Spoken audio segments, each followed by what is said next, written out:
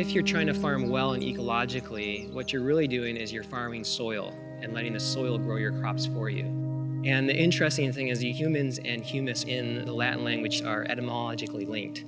And so what we're really doing is connecting ourselves to part of who we are, and that's to the humus that's in the soil. So when we're growing good soil, we're also growing good humans. Here at the UBC Farm, we basically really enjoy connecting people to the environment.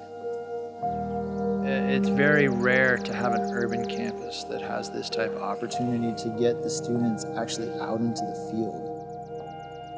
It's one thing to talk about techniques to analyze for productivity or for ecological function.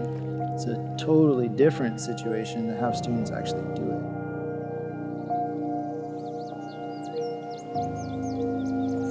it. Experiential learning really embodies the impact that we're looking for. The students viscerally experience the lesson.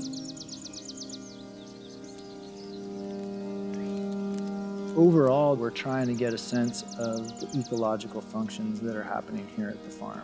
Trying to train students so that they get a taste of a whole variety of ecosystem analysis methodologies. The skills that they're gaining out here aren't just about farming. We're training people to be scientists, to be analytical thinkers, to be able to work in teams. Those are the types of life skills that are very challenging to develop in a classroom.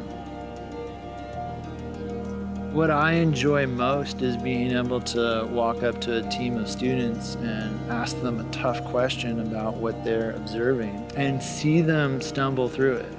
Be able to interact with them in a way that challenges them to start putting the pieces together. That's when you know thinking is happening, when they stumble and they can't figure it out, and then they discuss and they do, and then they discover.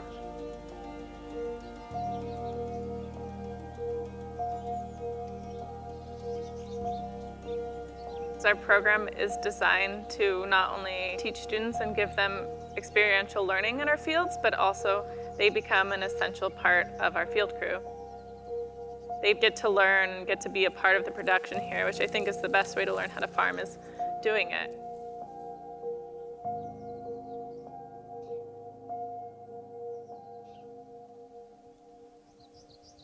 The UBC Farm is located on ancestral and unceded Musqueam territory. For thousands of years, Musqueam people have walked this land and walked it in a really good way and worked with that land and harvested medicines and foods and had good ceremony here. One of the special things about the UBC Farm is since its inception, it's had this acknowledgement of Indigenous territory, and it's worked really closely with Indigenous community in a way that we don't know of any other university farms in North America or around the world doing. With the Indigenous programs at the farm, we're seeing over 500 UBC students coming through the program a year. We're really lucky to have a lot of courses come out on course visits as a field trip, working with medicines or visiting in the community kitchens or having events. We have students doing internships, so coming out and spending a whole season doing hands-on learning and doing a research project towards their degree. Last year we had 13 different faculty or degree programs at UBC engaged, from engineering to forestry to arts to sciences. So lots of diverse learning happening here. So we're really excited by the opportunity to have these incredible Indigenous programs here and also be at a university where it can be a part of people's learning and bring to life a lot of the concepts they're learning about in the classroom.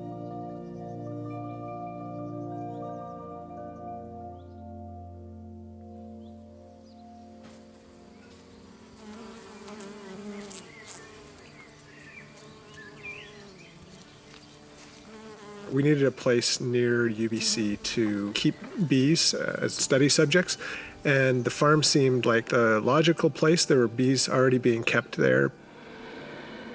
Bees fit into the farm in a variety of ways. One is that they provide pollination services for several of the crops that are grown on the farm. They're also there as a teaching tool and also as a research tool. There's been several people that have come through the farm as volunteers and have learned how to keep a bee colony, how to manage bees, and in several cases have gone on to keep their own bees elsewhere. The feeling that I have whenever I go into a bee colony is always one of wonder. Just about every time you go in, you see something that's just not supposed to be happening in a bee colony or that you weren't expecting. Bees touch on some aspect of the human psyche that few other animals can.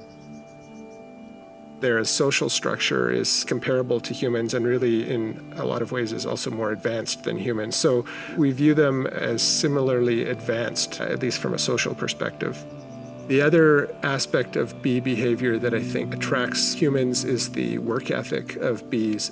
Basically, everybody can relate to that drive towards accomplishing as much as possible.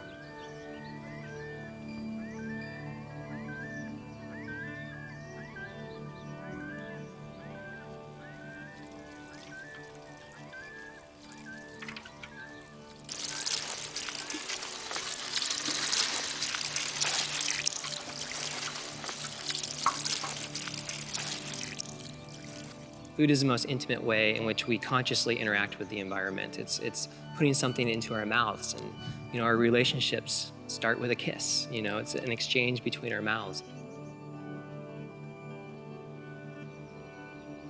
In some sort of ways, we're a new generation of farmers that are trying to relearn some of the heritage that we've lost because we've been disconnected a little bit from our agricultural processes. We've taken the culture out of agriculture, so to speak. To be working in the soil and to be producing food for people, for your community, that's a real connection that is nice to be able to hold on to.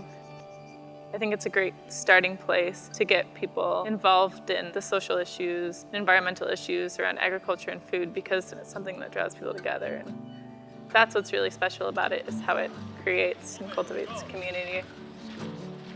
The end of June or so, we start having enough supply of things to open up our markets. And that's really kind of when the energy starts to pump up around here. The community comes in and starts purchasing the produce, and that brings in a whole new energy. And so our energy of production meets the energy of the individuals in the community that are buying the food and ingesting the food. And that's when you feel like you're hitting a sweet spot, and it's just a really good feeling.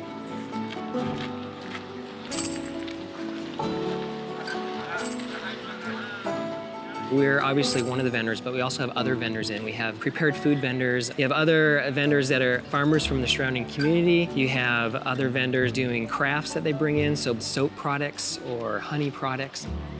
You also have some of the Indigenous initiatives that are working on site selling some of their produce as well. So they do dried beans and dried corn and some of their spices they grow here as well. Because a lot of it was grown right here, it allows people to really connect with this place. They realize that they're part of something larger. So it's making those connections with people is probably the most exciting part of our job here.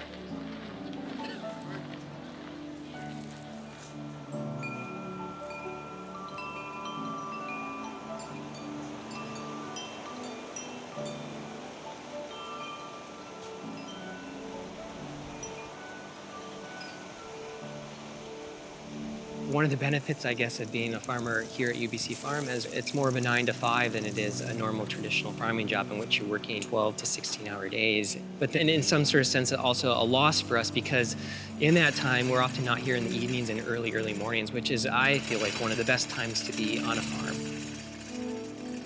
I call it shadow time, when the shadows are longer than their makers. So when you look on the ground and the length of your shadow is longer than you are, when the sun is low in the sky in the morning and in the evening. Outside of that time, there's lots of work to get done. But then when there's shadow time, it seems as though you're just breathing in the air. The farm is your friend, and you're content with the silence and just being present with each other. It's a time just to be grateful for what the land has given us.